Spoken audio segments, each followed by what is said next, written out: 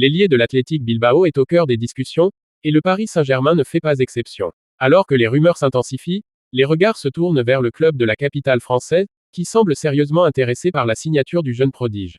Le PSG aurait entamé des pourparlers avec Bilbao concernant Nico Williams. Le club parisien ne reculerait devant rien pour s'offrir les services de ce talentueux ailier. La clause libératoire de 58 millions d'euros ne semble pas être un obstacle insurmontable pour les dirigeants parisiens, bien décidés à renforcer leur effectif. Pourtant, le FC Barcelone n'a pas dit son dernier mot. Le club catalan suit également de près la situation de Nico Williams. Cependant, il semblerait que les Blaugrana attendent le feu vert du joueur avant de passer à l'action. Les négociations sont en cours, mais le Barça sait qu'il devra rivaliser avec le PSG sur le plan financier. Sur le plan salarial, le choix s'annonce complexe pour Nico Williams. Actuellement, il touche un salaire hebdomadaire de 200 000 euros à Bilbao. Si le Barça peut lui offrir une vitrine prestigieuse et une histoire riche, le PSG est le seul club capable de lui proposer un salaire équivalent, voire supérieur. La question se pose donc, privilégiera-t-il le cœur ou le portefeuille? Le départ de Kylian Mbappé vers le Real Madrid a laissé un vide au PSG. L'attaquant français était un véritable buteur, contribuant en moyenne à 35 réalisations par saison. Le club parisien est désormais en quête d'un successeur à la hauteur. Nico Williams pourrait-il être la réponse à cette équation? Le PSG mise sur sa jeunesse,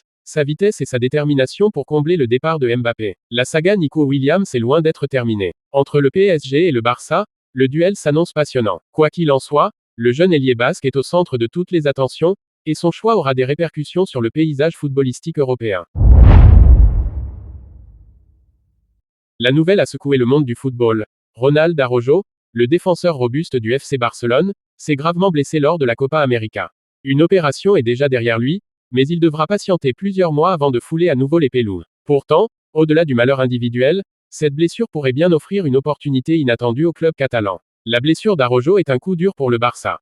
Ce jeune défenseur uruguayen s'était imposé comme un pilier de l'arrière-garde blaugrana. Sa puissance, sa lecture du jeu et son sens du placement en avaient fait un élément clé de la défense. Sa présence rassurait les supporters et ses coéquipiers.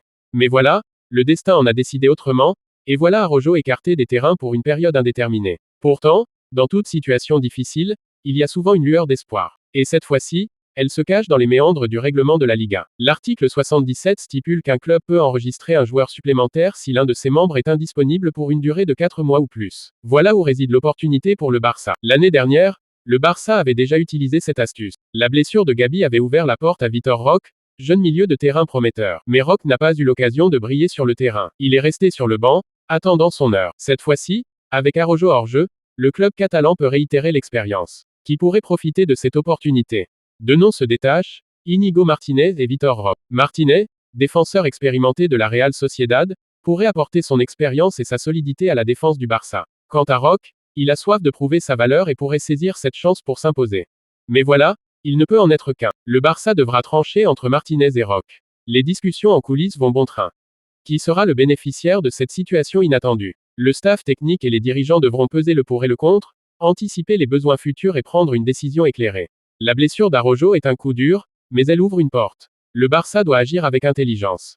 Quel que soit le choix, il s'agit d'une opportunité à saisir. Et qui sait, peut-être que le nom du remplaçant d'Araujo restera gravé dans l'histoire du club. Le football est fait de rebondissements, et cette blessure pourrait bien en être un. Affaire à suivre. Le FC Barcelone, en quête de génération future, a jeté son dévolu sur un visage familier, Thiago Alcantara. Ce pur produit de la Masia, dont le nom résonne encore dans les travées du stade, se voit confier une mission cruciale, guider les jeunes talents Gabi et Pedri vers l'excellence. Entre nostalgie et ambition, le retour de Thiago promet des étincelles sur le terrain et dans les cœurs des supporters. Dans une décision audacieuse, le FC Barcelone a recruté Thiago Alcantara pour façonner la prochaine génération de milieux de terrain de classe mondiale. Le club catalan mise sur l'expertise de ce pur produit de la Masia pour guider les jeunes talents Gabi et Pedri vers des sommets. Hansi Flick, l'entraîneur du Barça, avait un objectif clair, trouver un jeune entraîneur bilingue allemand-espagnol capable de servir de lien entre les joueurs et le staff technique. Thiago Alcantara, avec son parcours exceptionnel et sa connaissance approfondie du jeu, s'est imposé comme le candidat idéal. Thiago, qui a lui-même émergé de la Masia en 2011, incarne l'essence du club. Sa formation au sein de l'académie légendaire du Barça lui confère une compréhension profonde de la philosophie de jeu et des valeurs catalanes. Son retour au Camp Nou est accueilli avec enthousiasme par les supporters, qui espèrent qu'il transmettra son savoir aux jeunes talents. Gabi et Pedri, deux joyaux de la Masia, ont déjà montré leur potentiel. Cependant, ils ont encore des aspects à perfectionner. Avec l'aide de Thiago, Flick vise à transformer Pedri en un joueur plus décisif, capable de marquer et d'influencer les matchs. Quant à Gabi, son style imposant et sa puissance physique sont des atouts, mais il doit encore gagner en constance et en maturité. Malheureusement, les deux milieux de terrain sont actuellement blessés. Thiago devra jongler entre ses responsabilités d'entraîneur et ses études pour obtenir ses badges d'entraîneur. Le temps est compté, mais le Barça mise sur la détermination de Thiago et la résilience de Gabi et Pedri pour façonner l'avenir du club. En conclusion, le choix de Thiago Alcantara comme entraîneur est un pari audacieux, mais il pourrait bien être la clé pour façonner la prochaine génération de talents du FC Barcelone. Entre nostalgie et ambition, le retour de Thiago promet des étincelles sur le terrain et dans les cœurs des supporters. Restez à l'affût des prochains chapitres de cette histoire, car le destin de Gabi et Pedri se dessine sous l'œil attentif de leur mentor.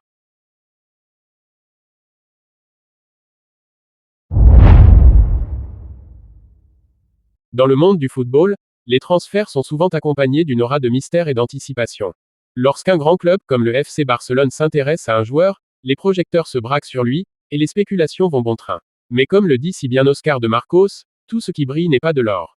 Aujourd'hui, nous plongeons dans le dilemme entourant Nico Williams, jeune talent de l'Athletic Bilbao, et sa possible arrivée au Barça. Quelles sont les implications d'un tel transfert? Et comment Nico devrait-il naviguer dans ce tourbillon de rumeurs et d'attentes?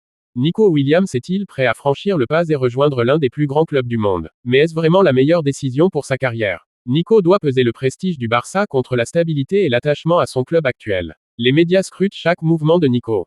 Chaque tweet, chaque photo, chaque geste est analysé à la loupe. Comment gérer cette pression constante? Et comment éviter que cela n'affecte son jeu sur le terrain? Nico devra s'appuyer sur son entourage et ses conseillers pour rester concentré malgré les projecteurs braqués sur lui.